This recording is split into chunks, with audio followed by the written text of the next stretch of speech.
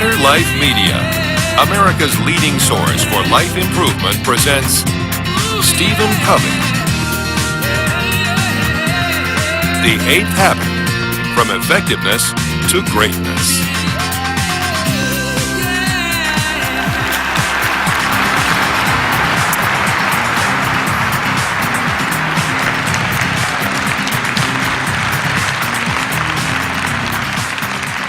It was a dark and stormy night.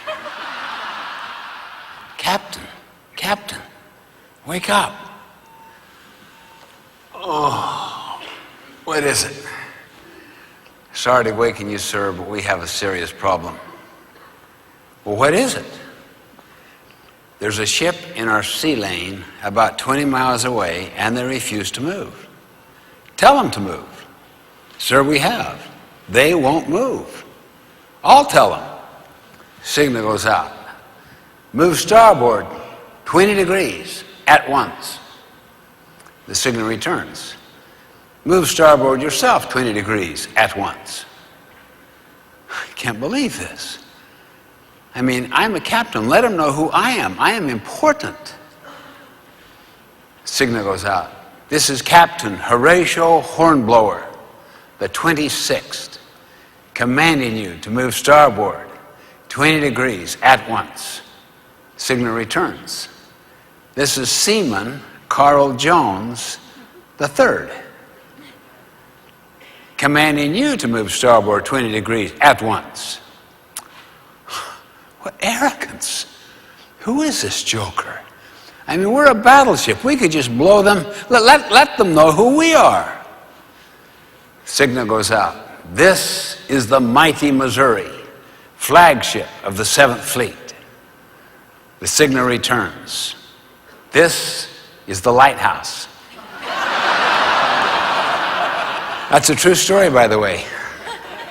It's found in the Naval Proceedings Manual, where they literally interpreted a lighthouse to be a ship. But I like the story because it helps me introduce this subject, that there are laws of nature or lighthouse principles that govern life. We think we govern it.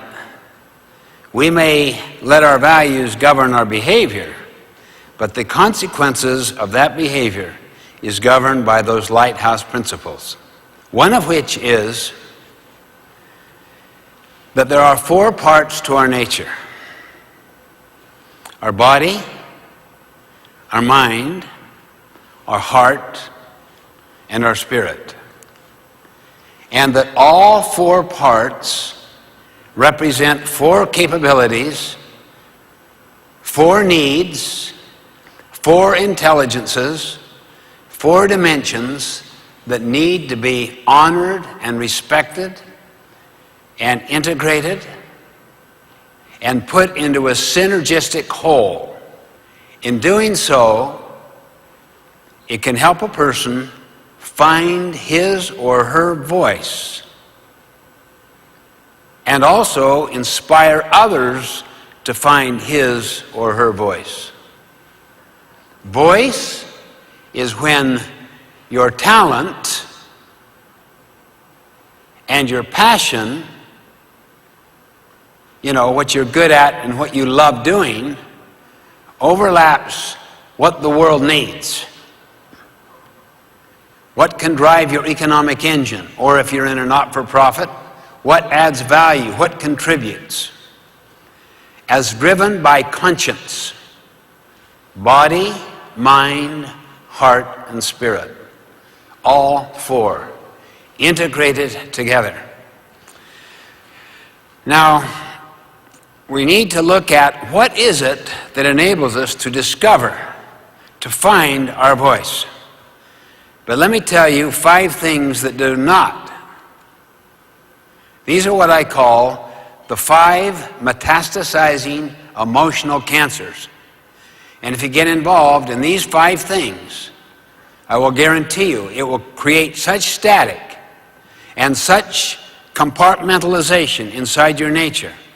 you will never really find your voice. The attitude and spirit of criticism, of comparing, of complaining, of competing for a sense of your own worth, and of contending. That is a mean spirit kind of argument, kind of a contention. These are 5 metastasizing cancers. Criticizing, complaining, comparing, competing, not in a basketball game or in a marketplace, but competing for a sense of personal worth, and then contending.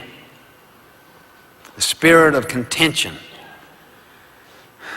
Now, if you want to see how serious this problem is, watch the raise of hands right here in this group of many, many hundreds of people. Think carefully about this question. How many seriously believe that the vast majority of the workforce in your organizations possess more talent, more capability, more creativity, etc., than their present jobs require or even allow them to use? How many agree? Now look around. Look around. That's literally almost every hand. And the finding that we have all around the world, a profound alienation, disempowerment of the workforce in organizations. People have not found their voice. There is no passion, which necessitates external motivation, supervision, psych up, hovering over, check up. The whole panoply of techniques used by the industrial age. Now, how many also feel a lot of pressure to produce more for less? Look, same hands. Now just put those questions side by side. I mean, just look at those 2 questions. Here's all this capability, this talent, this capacity, and this tremendous need to produce, and we can't even use it. Okay, let's look at how we develop our voice and how we inspire others to find their voices and to use them in the new knowledge economy. This is what I call the 8th habit. It builds upon the other 7, but it is like the 3rd dimension to the other 7. Find your voice and inspire others to find theirs. Okay, let's go back to nature. These are birth gifts. There are 3 of them, basically. They're right into our DNA. Here's a listing of them. First, our freedom and power to choose. Second, principles that are universal. That means they apply everywhere. I've taught them in 60 different countries all around this world. Timeless, they never change, and self-evident. Here is an illustration of a self-evident principle. You can never really sustain a trust in a relationship if you are not trustworthy. Have you ever tried to talk yourself out of a problem you behaved yourself into? How did it go? Have you ever seen a company try to PR itself out of a problem it behaved itself into? How did that go? See, these are universal, self-evident principles, non-controversial. And third, 4 parts to our nature, 4 intelligences, 4 capacities: body, mind, heart, and spirit. These are hardwired into our very nature. IQ, that's for the mind. EQ, that is emotional, social intelligence. That comes from self-awareness, and it also comes from awareness of others, the ability to listen, to care, to empathize, to relate. These are social skills. PQ is the intelligence of the body. 70 trillion cells that have such brilliance that right now they're digesting your lunch and you're doing nothing about it. They're fighting disease. They're trying to do everything they can to protect your organism. It's absolutely a brilliant machine. Nothing like it ever created by man. And then finally, SQ, spiritual intelligence, which basically deals with two things. One, the need to serve, the need for meaning, the need for significance, the need for contribution, the need to add value. And two, that you live by your conscience, that you live by these principles, these universal, timeless principles, and have connection to their ultimate source. Those two represent what is called spiritual intelligence. Let's contrast those last three intelligences. In fact, the first two and the last one. Here is a quote on spiritual intelligence. Unlike IQ, which computers have, and EQ, which exists in higher mammals, SQ is uniquely human and the most fundamental of the three. It is linked to humanity's need for meaning, an issue very much at the forefront of people's minds. SQ is what we use to develop our longing and capacity for meaning, vision, and value. It allows us to dream and to strive. It underlies the things we believe in and the role our beliefs and values play in the actions we take. It is, in essence, what makes us human. It used to be fringy, no longer. Major research on spiritual intelligence has brought it into mainstream to understand that a whole person has four basic needs: to live for the body, to love for the heart, that's relationships, to learn for the mind, and to leave a legacy, to matter, to contribute. This is what a whole person in a whole job does. This is enabling them to find their voice in their job. Same basic underlying four dimensions: body, mind, heart, and spirit. For the mind, use me creatively. For the body, pay me fairly. For the heart, treat me kindly.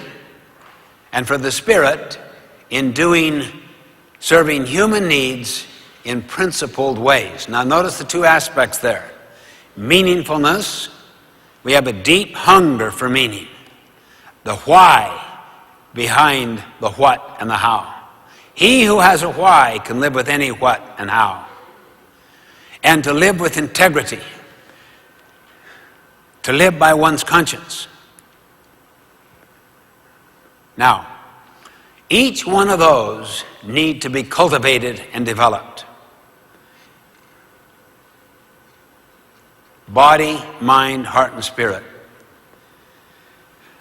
You basically know some of the principles of developing the body, mind, heart, and spirit.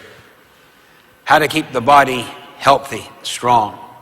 The mind alive, alert, learning, turning much of the television completely off, getting back to books. Learn, deepen your knowledge in broad fields, outside your own comfort zone. Learning to rebuild relationships that you care a lot about, that are wounded. That takes tremendous emotional power and spiritual power. You care about those people. And to constantly make contributions, to give back. Service is the rent we pay for the privilege of living upon this earth. Those four are constant, deep hungers and needs in us all. Work on these four assumptions. They deal with the four parts of our nature. For the body, assume you've had a heart attack. Now live accordingly. For the heart, assume that everything you say about another person they can overhear. Now speak accordingly. Always be loyal to the absent if you want to retain the loyalty of those who are present. Integrity means you live by the same set of principles in the totality of your life. For the mind, assume the half-life of your profession is 2 years. Now prepare accordingly. As we move into this knowledge economy in great speed, the constant need to invest in your education, experiences like this, online education, getting back in the different training programs, school, constant need for it. And then for the spirit, assume you had a one-on-one communication with your Creator. Now live accordingly. The cultivation of these 4 parts to our nature develops at its highest level what I call vision for the mind. Vision means you have the sense of what's out there. You cannot see it, but you see it in your mind's eye. You see the potential in another person.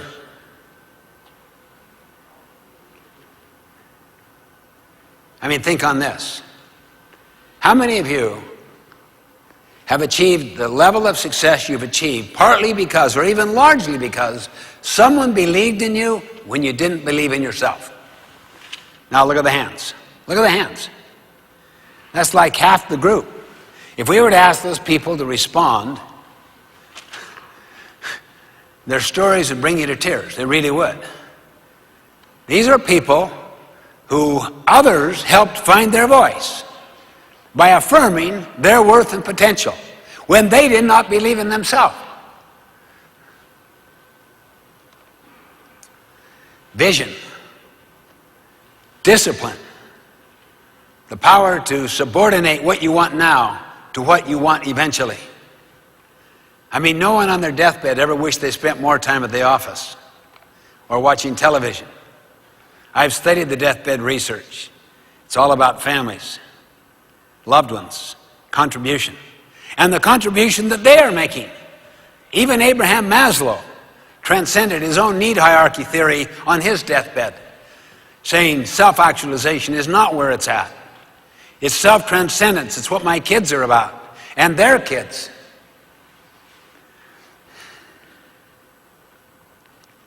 And then for the heart, passion.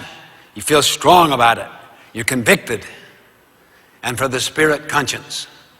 These are the highest manifestations of the 4 intelligences: vision, discipline, passion, and conscience. And when the first 3 are governed by conscience, I'll guarantee you it will change the world. It will lift the world. Compare a Gandhi with a Hitler. What one word separates those 2 individuals from what you see up here on the slide? It's conscience. Because both were visionaries, disciplined, and passionate. And Gandhi not only had conscience, in his vision, he saw an independent India, way beyond the vision and scope of the people of India. And he brought England to its knees, liberated 300 million Indians, and never was elected to any office. He never held a position. His authority was moral. He had no formal authority. It was moral authority. That is the essence of leadership. Management is formal authority. Management is position. Leadership is moral authority. Leadership is a choice. And anybody can exercise it at any level. I wrote an entire book on living the 7 habits that had nothing but stories in it, almost all of which dealt with people who changed their organizations at the bottom level or the middle level with no formal authority at all. They were what I like to call trim tabbers. Trim tabbers, the small rudder that turns the big rudder that turns the entire ship. This trim tabbing idea is so powerful to me. The small rudder that turns the big rudder that turns the entire ship. You just start in your own small circle of influence, and gradually it gets larger and larger through the power of your moral authority. And it can impact the entire ship. It's a threatening idea, though, because it means we are responsible. We do have the freedom and power to choose our response in any given set of circumstances. And it causes us to be very creative, because we're not fearful of risks. We're not running scared of people's opinions. We don't grow up with a comparison-based identity where our sense of worth comes from how well we stack up to others. It comes from our integrity to our conscience and to principles that are deeply embedded within us. And it gives an internal source of security. So you're no longer dependent upon opinion or position or address or status or fashion. It's enormously emancipating and free to then give yourself and to make a difference, to become a trim-tabber. Let's look at the question, why is this 8th habit so relevant today? Why is it any really different than just another habit in degree to the other 7? The 7 Habits was published in 1989. That was also the same year that the Berlin Wall came down, and is generally considered the beginning of the information age. So I'd like to put that into perspective, into a larger historical perspective, in order to answer my question, why an 8th habit? In what way is that the 3rd dimension to the other 7? Here are 5 civilization eras, economic eras of humankind. And the technology is shown in each era. Hunters and gatherers, bow and arrow being the technology, the fulcrum's in the center, put in 1 unit of effort. You catch 1 fish, you get 1 deer, you gather so many seeds, nuts, whatever, okay? You became a farmer. The fulcrum went over there a long ways so that you put in 1 unit of effort and you get out 50 units of productivity. Can you imagine the social dislocation of 95% of the people being downsized? Imagine the new skill set they would have to learn, the new mindset, the new tool set. The industrial age, it put the fulcrum way over there so that the industrial age outproduces the agricultural age 50 times. Specialization, mass production, efficiency, supply side management. So many marvelous things. And on that basis has come most of the economic and social progress of the entire 20th century. It comes from the industrial age. In fact, the farmers adopted the industrial model. And that's why an industrialized farm will outproduce a family farm 50 times. A little over 2.5%, 3% of the people in this country feed the entire country. Imagine the social dislocation again. Imagine the downsizing, the re-education, the retooling. Can you begin to get the sense of what I'm talking about? Because we move now into the information, knowledge worker age. It's a whole different world. Literally.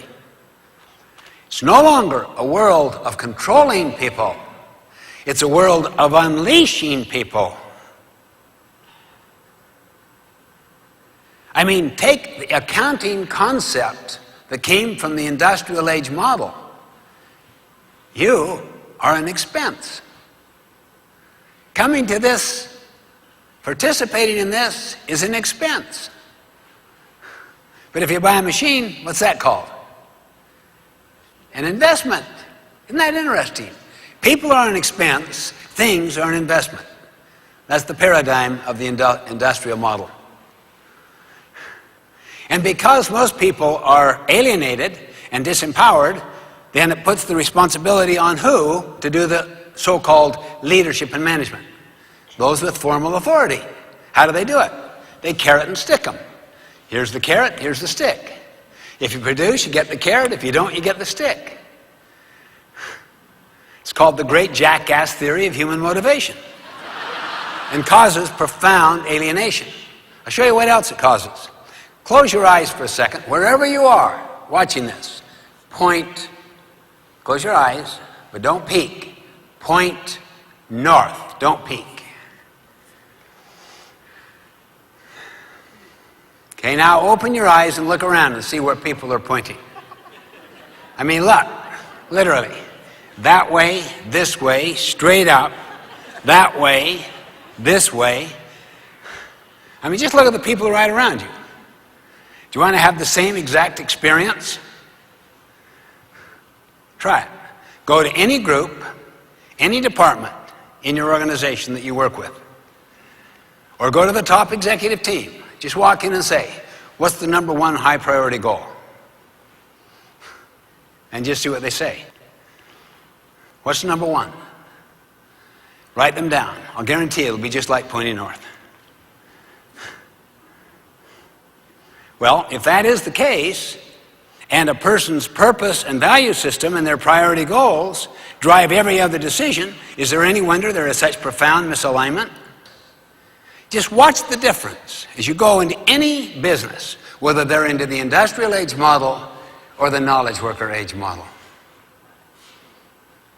I'll guarantee you, it will be so vast. The one is so superior over the other. This is a little film we put together to communicate some of this data. We just did this in a soccer field just behind my home. These are some of our employees. It's called Goal.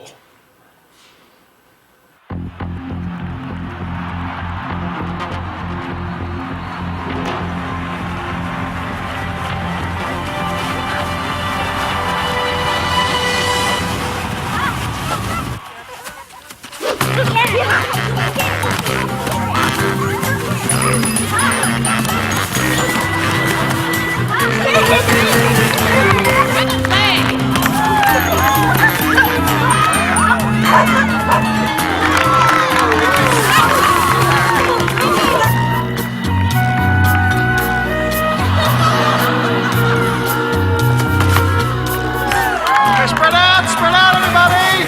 Spread out! Sophie, sweetie, pass it to Trent! Trent! Okay, that's good. Okay, guys, remember, do the thing we practiced. Remember? No, not that thing. The other thing we practiced.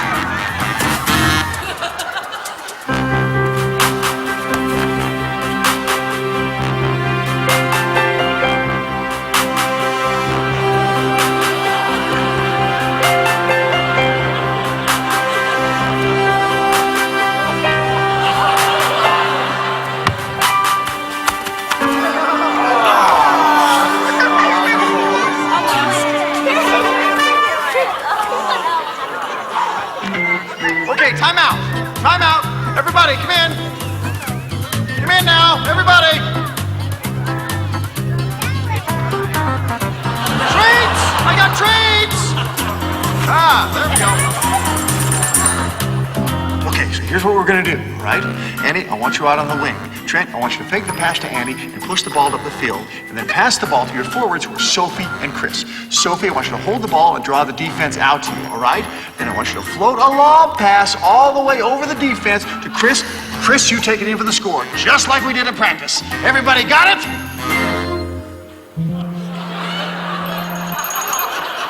Let's go get him!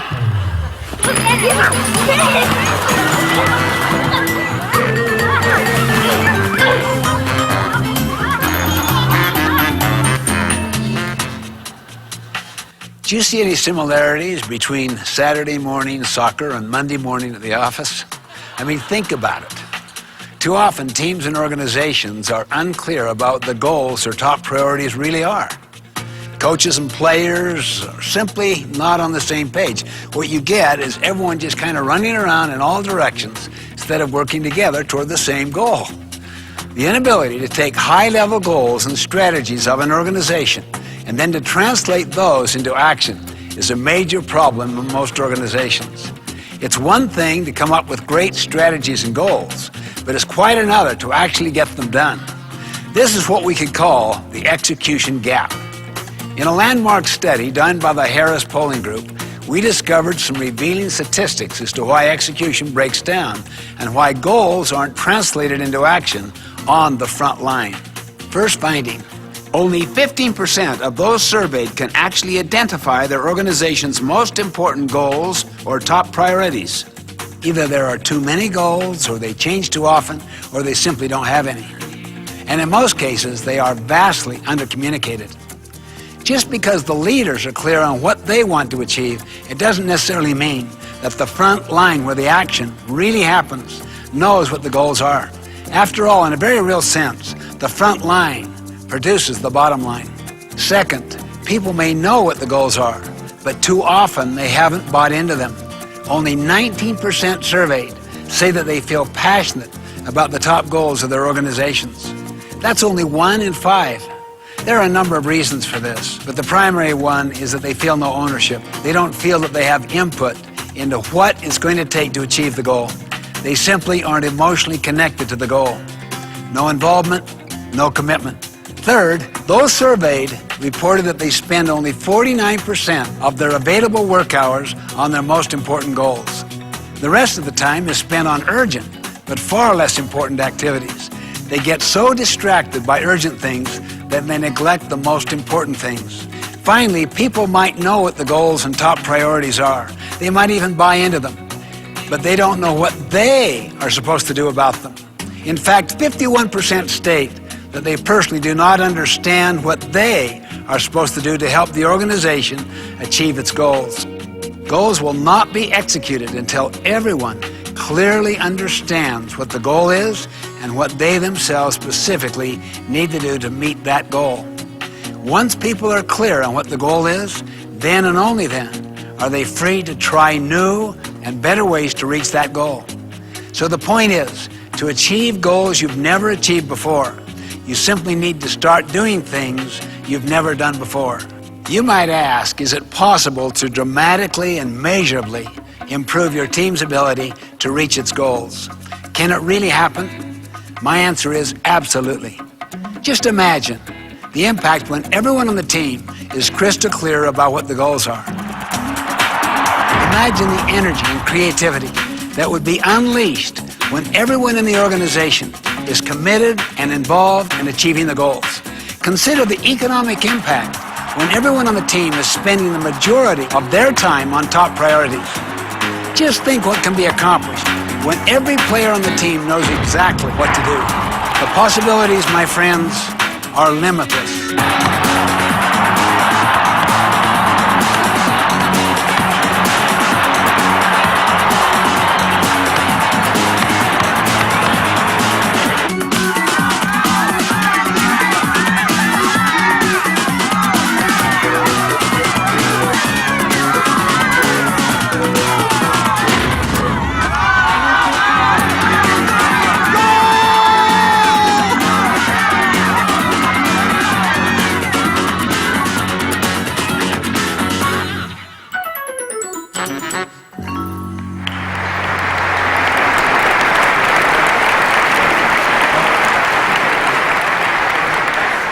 The best deterrent in nature is light. The best deterrent in organizational life is real-time information that is given to everybody. And that's what the new technology enables us to do. And you can literally clean a culture to where you get the 5th level, which is the principal level. That's illustrated by the compass. That's the age of wisdom, to bring principles that come from all of these different ages. Now, this is called the Indian talking stick. It was given to me by Indian chiefs after training them for several days. They run Indian nations in North America, the States and Canada. They even gave me my name, Bald Eagle. It's authentic, specially carved, beautiful. But you could use a pencil, you could use a spoon, a conch, anything. The whole idea of it, and they taught this to the founding fathers, most powerful communication idea and technique I have ever found, ever. How many are frequently in meetings where you can just feel the hidden agendas operating? How would you like to break that down fast? How would you like to heal divisions in your own family? Two kids that are quarreling with each other. Just do this. You just go up and you say to the other person, you've got the talking stick. I can't say anything. Maybe I can ask a question to see if I do understand your point, but I can't make my point. I can't agree. I can't disagree.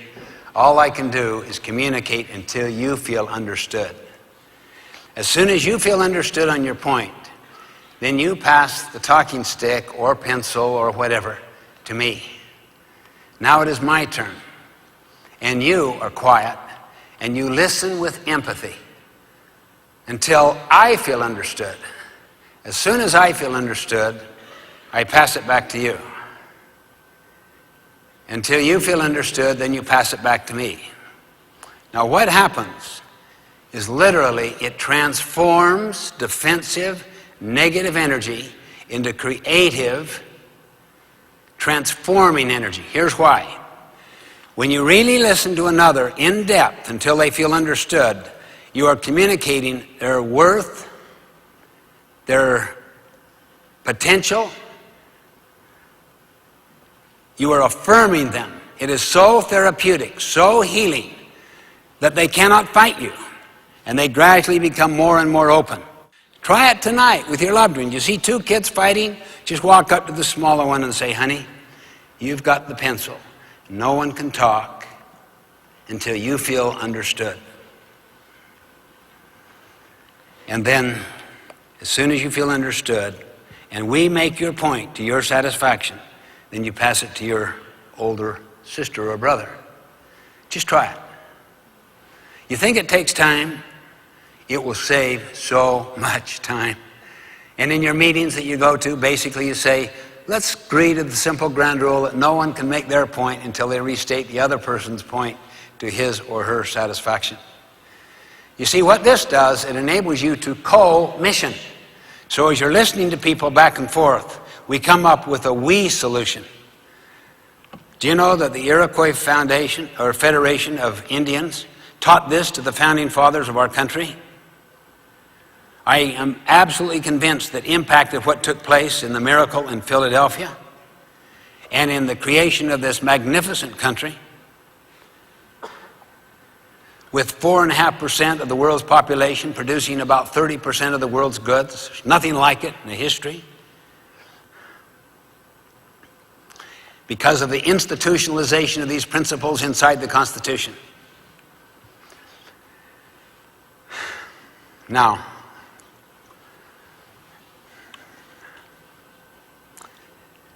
I want to suggest 3 challenges. I'm going to put these inside 3 circles. The first circle we'll call personal greatness. The next circle, leadership greatness. And the third circle, organizational greatness. Under personal greatness, I would put the 7 habits leading to finding your voice and inspiring others to find their voice. Only this part, since it's personal, is to find your own voice.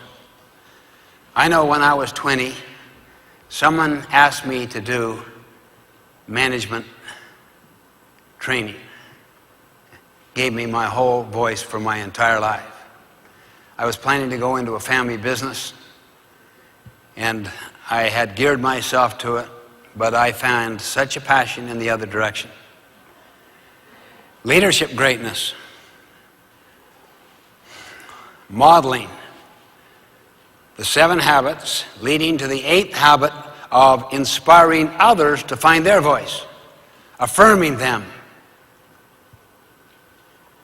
Leadership is basically communicating people's worth and potential so clearly they come to see it in themselves. Under organizational greatness, mission, vision, values. Now I'll put up the word co-missioning. And at the center, execution. Now, the 3 challenges are these. Get your head out of other people's weaknesses or out of your boss's weaknesses. Don't be sitting here saying, well, this is good stuff, but the person who really needs it isn't here.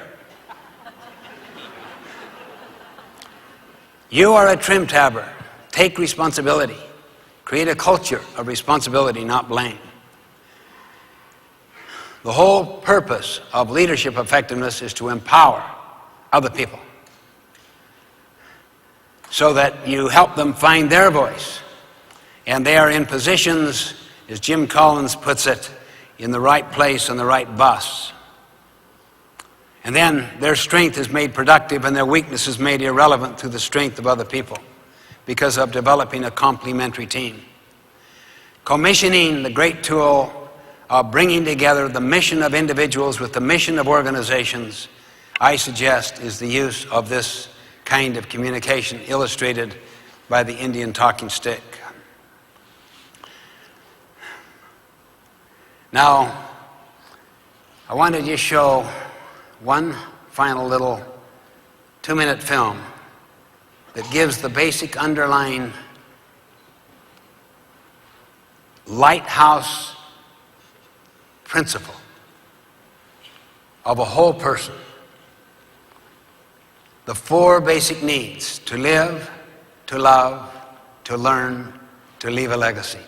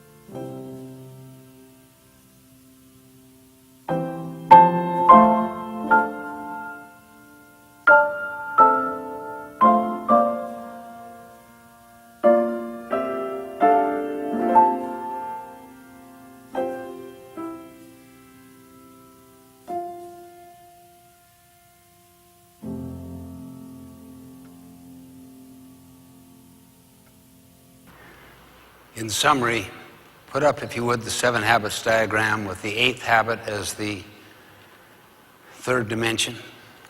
Find your voice and inspire others to find theirs. This is a totality of thinking for a knowledge worker age. If you want to get the most from this presentation, teach it at home and at work shortly after you learn it. In doing so, you will learn it better, you'll commit to live it more, and it will make your own growth and change legitimate in other people's eyes because they see you actually learning. And remember also the 3 challenges: trim tab, empower, commission. And remember finally, in the words of Teilhard Chardin, We are not human beings having a spiritual experience. We are spiritual beings having a human experience. We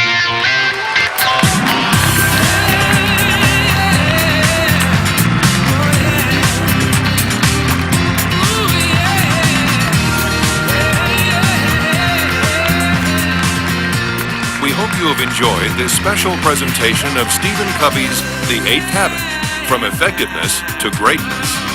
For a copy of this program or any of Better Life Media's programs, visit our website at www.betterlifemedia.com. At betterlifemedia.com, you'll find all types of valuable life improvement information.